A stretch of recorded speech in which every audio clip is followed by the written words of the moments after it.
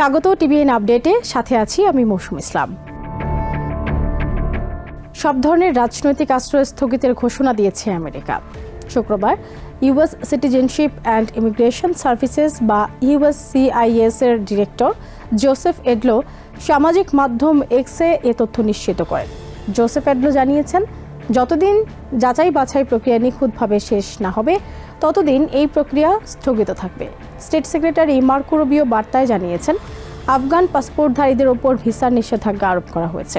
এতেও সন্তুষ্ট হতে পারেননি প্রেসিডেন্ট। বৃহস্পতিবার রাতে সামাজিক মাধ্যমের বার্তায় প্রেসিডেন্ট ডোনাল্ড ট্রাম্প জানিয়েছেন, তৃতীয় বিশ্ব অর্থাৎ দরিদ্র দেশ থেকেই অভিবাসী নেওয়া স্থায়ীভাবে স্থগিতের পরিকল্পনা করছেন তিনি। এর আগেও মুসলিম বিদ্বেষী মনোভাবের জন্য ব্যাপক সমালোচিত হয়েছিলেন ট্রাম্প।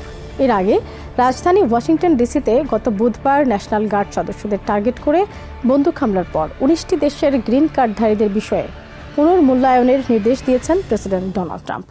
সংবাদ মাধ্যমে প্রকাশিত তালিকায় সবার উপরে আফগানিস্তানের নাম রয়েছে।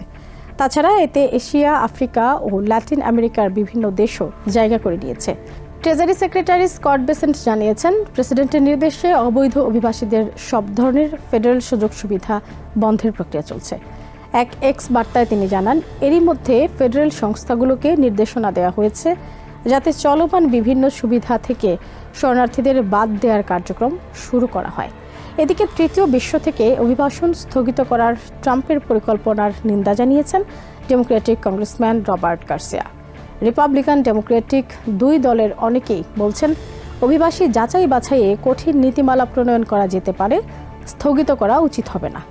অন্যদিকে অটোপেন দিয়ে সাবেক প্রেসিডেন্ট জো বাইডেনের সই করা 92% নির্বাহী আদেশ বাতিল করেছেন ট্রাম্প। শুক্রবার ট্রুথ সোশ্যালে এই তথ্য দিয়ে তিনি জানান, অটোপেনের অবৈধ ব্যবহার করেছে আগের প্রশাসন। সেই সাথে বাইডেনের বিরুদ্ধে শপথ ভঙ্গের অভিযোগ আনার হুমকিও দিয়েছেন ট্রাম্প। আইন বিশ্লেষকরা বলছেন, পূর্বসূরির সব নির্বাহী আদেশ চাইলেও অগ্রাহ্য করতে পারেন না উত্তরসূরি।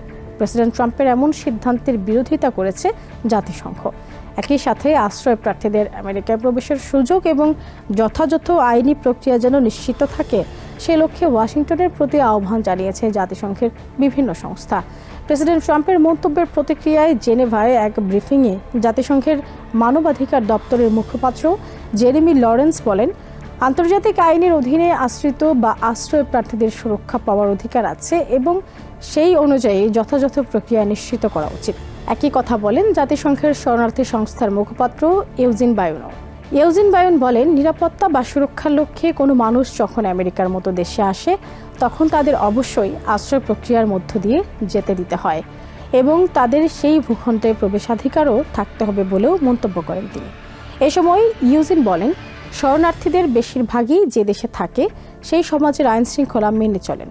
ট্রাম্প প্রশাসনের এই সিদ্ধান্ত কতদিন কার্যকর থাকবে এ নিয়ে দ্বিধায় রয়েছেন রিপাবলিকান ও ডেমোক্রেটিক রাজনৈতিক দলগুলো।